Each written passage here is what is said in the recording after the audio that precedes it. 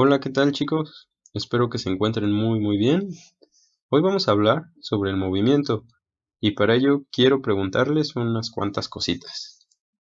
A ver, si un pasajero de un tren que viaja suavemente y a gran velocidad deja caer una naranja, ¿dónde cae esta?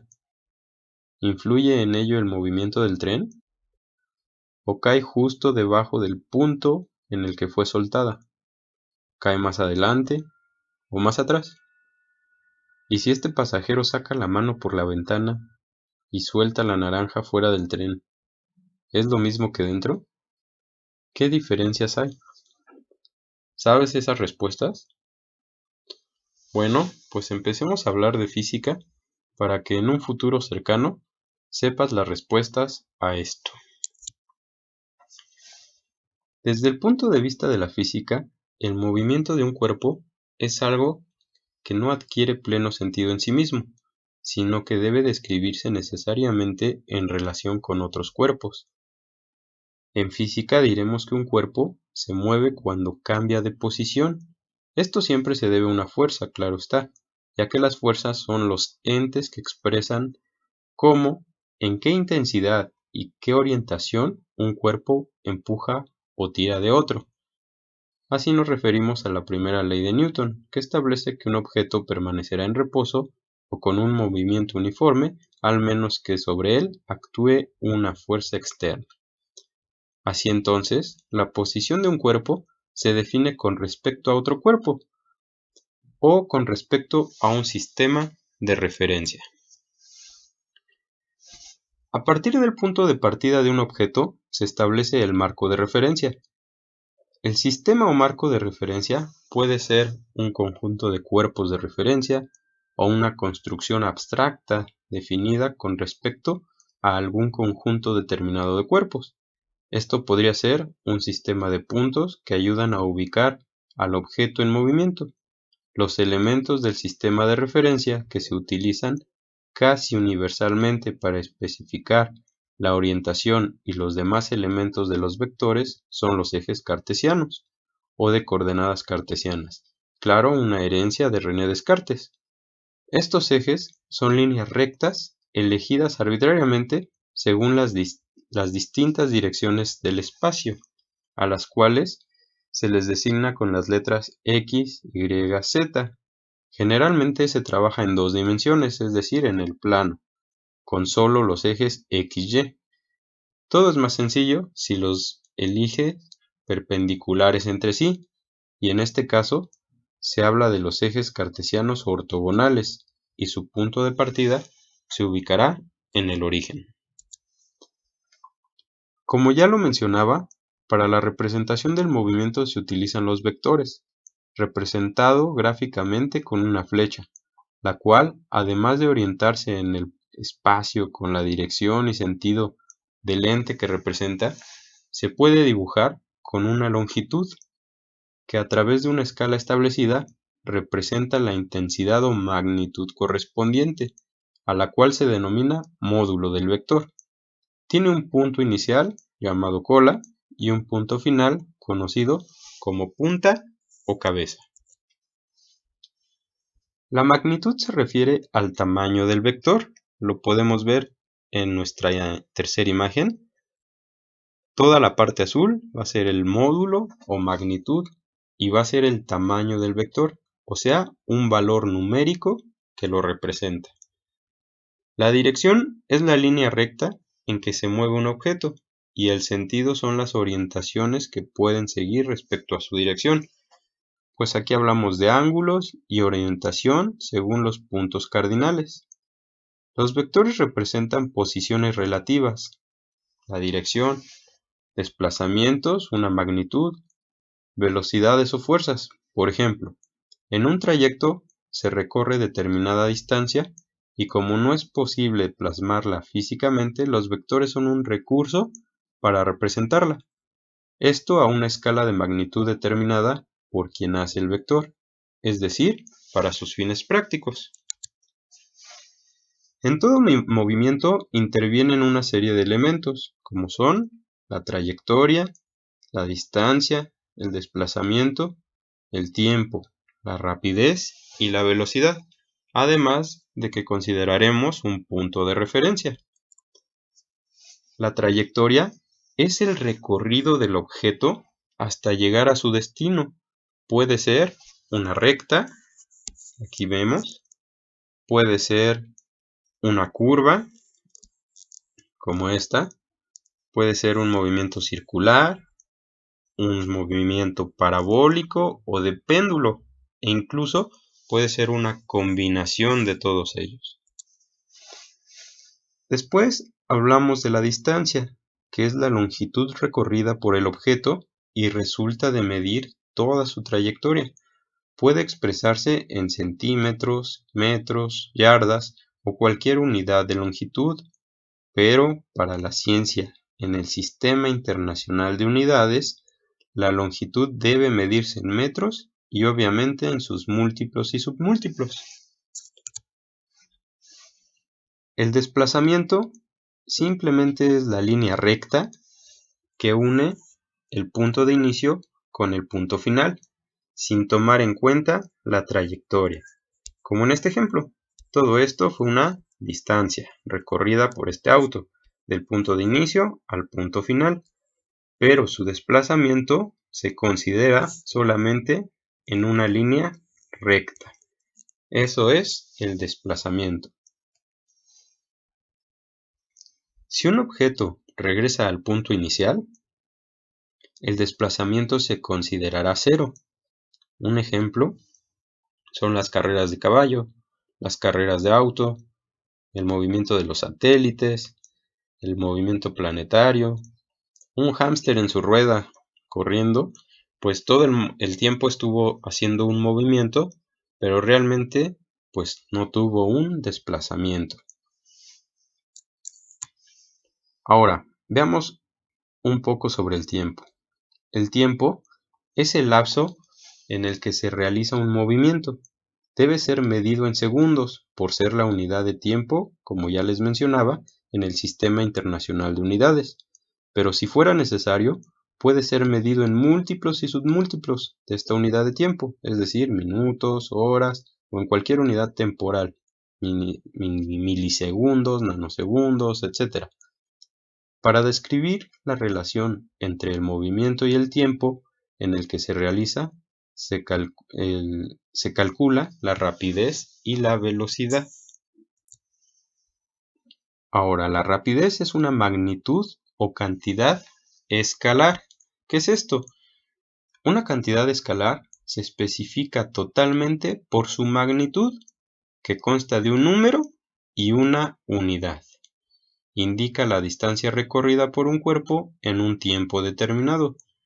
Su fórmula es distancia sobre el tiempo. Aquí la tenemos. Rapidez es igual a la distancia sobre el tiempo. La vamos a expresar en metros sobre segundo.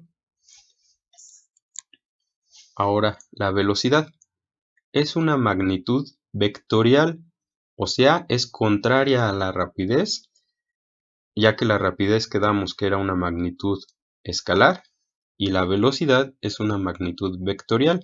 ¿Qué diferencia hay entre esas dos magnitudes? Una magnitud escalar y una vectorial. Bueno, pues la magnitud vectorial es aquella que además de tener un valor numérico y sus unidades, que es como se define una magnitud escalar, la vectorial, además de ese número y unidades, debe especificar su dirección y sentido. Eso lo convierte en una magnitud vectorial. Entonces, la velocidad es la relación entre el desplazamiento y el tiempo empleado para realizarlo. Matemáticamente se representa como velocidad es igual al desplazamiento sobre el tiempo. Y aquí está. Y tiene una connotación de vector. Se suele representar con la letra V y con una flecha sobre él, que quiere decir que es una magnitud vectorial. ¿Ok? Bueno. Ahora, estos dos términos se suelen confundir, ya que normalmente se mide movimientos rectos en donde la distancia y el desplazamiento tienen el mismo valor. Por eso es común calcular la velocidad utilizando la fórmula velocidad es igual a distancia sobre tiempo, ya que en un movimiento recto la distancia es igual al desplazamiento. Ahora, cuando hay un cambio en la velocidad de un objeto, ya sea que aumentó o disminuyó, ocurre una aceleración o desaceleración. Esta se mide en metros sobre segundos al cuadrado y su fórmula es velocidad final menos velocidad inicial entre la diferencia en el tiempo. Aquí la tenemos. Esta letra es la letra delta mayúscula del alfabeto griego y pues bueno, así se representa como el cambio en el tiempo, ¿no? Y lo que hay que hacer es tomar el tiempo final, restarle el tiempo inicial y así obtenemos el valor del tiempo. Y lo mismo con la velocidad, ¿no? Bueno, esto les hará recordar sus clases de matemáticas. En ellas existe, de matemáticas y en específico de álgebra. En ellas existe algo que se llama la transitividad, que son leyes en las cuales, pues bueno, se refiere a que un elemento se relaciona con otro elemento y si éste se relaciona a su vez con otro, puede haber una relación entre los tres. Por ejemplo, si A es igual a delta de B sobre delta de T y delta de B sobre delta de T es igual al último término, quiere decir que A es igual a esto. Esto se llama transitividad. Y bueno, si la velocidad final es mayor a la inicial, significa que la velocidad aumentó y la aceleración es positiva. En cambio, si la velocidad final es menor, la aceleración será negativa, es decir que desaceleró. Ahora bien, chicos, las dos principales tipos de movimientos determinados por la aceleración son el movimiento rectilíneo uniforme y el movimiento rectilíneo uniformemente acelerado. El movimiento rectilíneo uniforme es cuando un objeto está en movimiento y su velocidad no aumenta ni disminuye, es decir, el objeto recorre una distancia igual en el mismo tiempo. Para eso ilustré con este dibujo en el cual pues podemos ver muy claramente lo que es el movimiento rectilíneo uniforme. Tenemos una cierta distancia que en total serían 24 metros. Tenemos un punto de salida y un punto de llegada o punto de inicio, punto final para esa longitud. Ahora, aquí va a ocurrir un movimiento del auto. Se va a desplazar de aquí hasta acá. Y aquí tenemos lapsos. Tenemos un tiempo de 2 segundos, otro tiempo de 2 segundos y otro tiempo de 2 segundos. Quiere decir que recorrió de 0 a 8 metros en un tiempo de 2 segundos. O sea que no varió su velocidad ni el tiempo. Todo fue una velocidad constante. A eso se le llama movimiento rectilíneo uniforme. Y su presentación gráfica de ese movimiento será una constante en el eje de la velocidad. ¿Por qué? Pues porque no varía, se queda constante. Entonces una línea recta en una gráfica va a representar una constante. Y bueno, su área representa la distancia recorrida, que sería esos 8 metros. Ahora, vamos a hablar sobre el movimiento uniformemente acelerado o rectilíneo uniformemente acelerado, que se caracteriza por el cambio, ya sea un aumento o un decremento en la velocidad con una aceleración constante.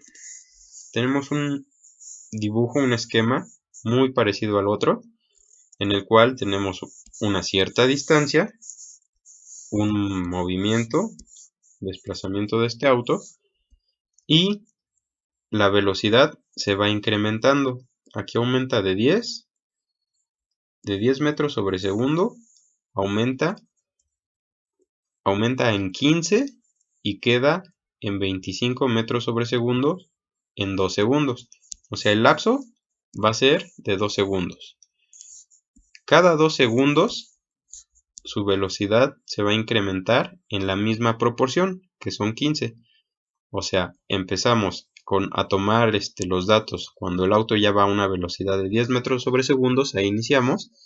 Se va a incrementar, van a pasar 2 segundos y se incrementaron 15 metros sobre segundos de lo que ya iba para terminar en 25 metros sobre segundos.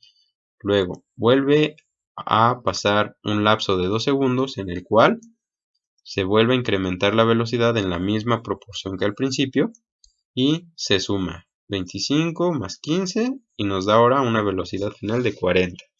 Y lo mismo para la última etapa, el último lapso, se transcurre en 2 segundos, se incrementa en la misma proporción que en todas las anteriores, en 15 metros sobre segundo, y obtenemos una velocidad final de 50 metros sobre segundo. Esto quiere decir que el automóvil fue acelerando con una proporción igual en el mismo tiempo. A eso se le llama el movimiento rectilíneo uniformemente acelerado. Ahora bien, gráficamente, este movimiento aparece como una línea recta, ya sea creciente o decreciente, lo que indica el aumento o disminución lineal de la velocidad. Esta es la gráfica en la cual acelera y desacelera. Recordemos que para acelerar puede llamarse también que tuvo una aceleración positiva y para desacelerar tuvo una aceleración negativa. Incrementa o decrementa. Ahora, en cada unidad de tiempo la velocidad cambia con la misma proporción, lo que les explicaba hace un momento. Aquí pasó un tiempo y la velocidad se incrementó. Recordemos que este delta quiere decir el cambio en lo que aquí tenga, que en este caso sería la velocidad. Puede ser el tiempo, puede ser muchas cosas, pero ahorita estamos viendo cambio en la velocidad. Hubo un cambio de 15 metros sobre segundo, luego otra vez de 15 metros sobre segundo y así. En cada corte va a haber un aumento proporcional de la velocidad y por tanto de la aceleración.